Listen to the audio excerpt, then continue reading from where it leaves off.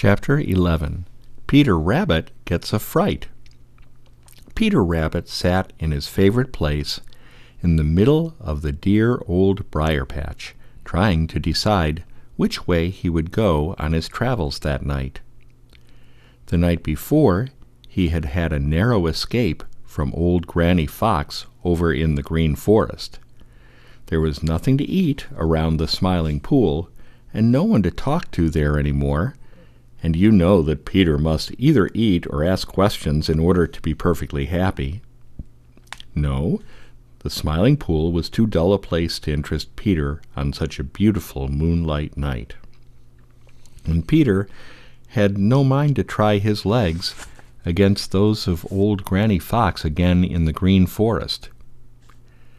Early that morning, just after Peter had settled down for his morning nap, Tommy Tit the chickadee had dropped into the dear old briar patch just to be neighborly. Peter was just dozing off when he heard the cheeriest little voice in the world.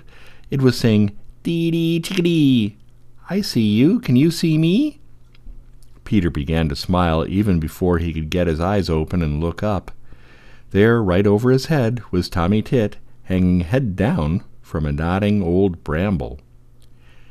In a twinkling, he was down on the snow right in front of Peter, and then up in the brambles again, right side up, upside down, here, there, everywhere, never still a minute, and all the time chattering away in the cheeriest little voice in the world.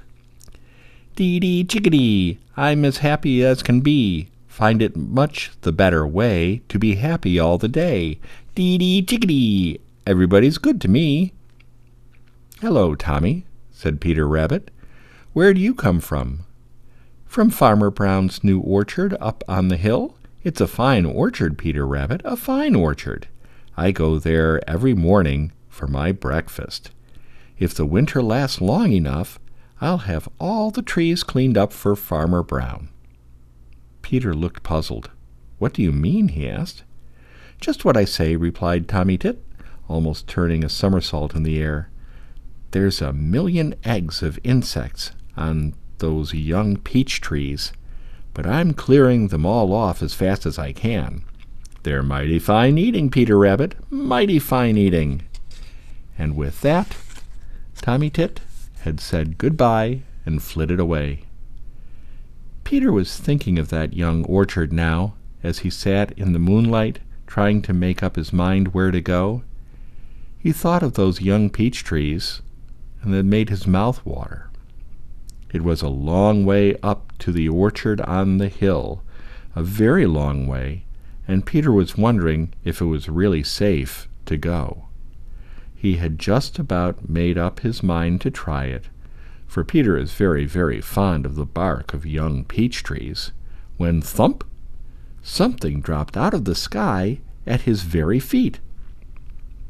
It startled Peter so that he nearly tumbled over backward, and right at the same instant came the fierce, angry scream of Hooty the Owl. That almost made Peter's heart stop beating, although he knew that Hooty couldn't get him down there in the old briar patch. When Peter got his wits together and his heart didn't go so jumpy, he looked to see what had dropped so close to him out of the sky.